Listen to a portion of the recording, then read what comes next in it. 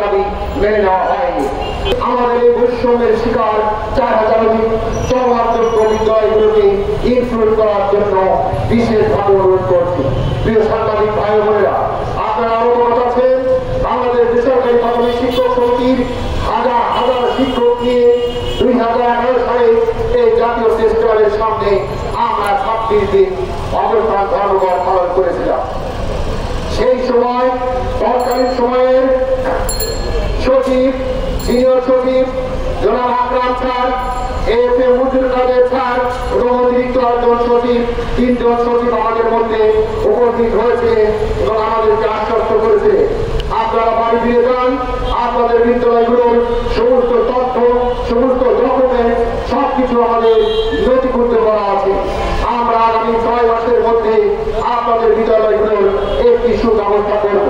কিন্তু অত্যন্ত দুঃখ এবং পরিতাপের বিষয় হল সত্য যে এখন পর্যন্ত তাদের কোনো কথা তারা রাখেনি। আমরা বাংলাদেশ বেসরকারি শিক্ষক সমিতির পক্ষ থেকে বিগত সেপ্টেম্বর মাসের 10 এবং 11 তারিখ প্রাথমিক ও গণশিক্ষা অধিদপ্তরের সামনে হাজার হাজার শিক্ষক নিয়ে অবস্থান পালন করেছিলাম। সেই অবস্থান কর্মসূচিতে বর্তমান মহাপরিচালক স্যার এবং অতিরিক্ত মহাপরিচালক স্যার সহ 4 জন কর্মকর্তা আমাদের মধ্যে উপস্থিত হয়েছে। তারা আমাদের জন্য একটি সুপারিশপত্র প্রেরণ করার জন্য মন্ত্রণালয়ের সমস্ত কিছু ডকুমেন্ট তৈরি করেছে।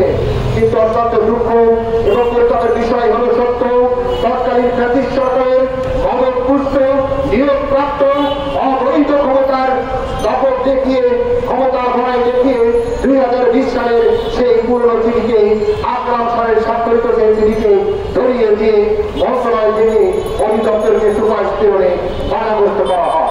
সম্মানিত শিক্ষক শিক্ষাবৃন্দ, আপনারা অবগত আছেন 2019 সালে দীর্ঘ 56 দিন আমরা এই ফেস্টিভ্যালের সামনে অবস্থান কর্মসূচি, অনশন কর্মসূচি, এমনকি আন্দোলন অনশন কর্মসূচি পালন করে এসেছি।